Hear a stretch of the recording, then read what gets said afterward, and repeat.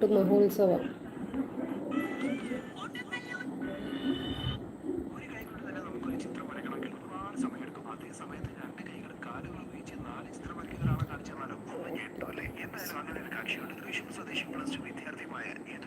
അപാര സുന്ദര നീലാകാശം. ആ പാട്ട് എങ്ങനെയാടാ?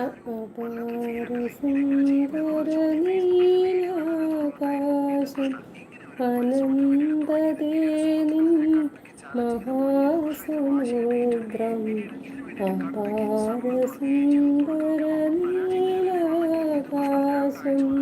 ആണോ?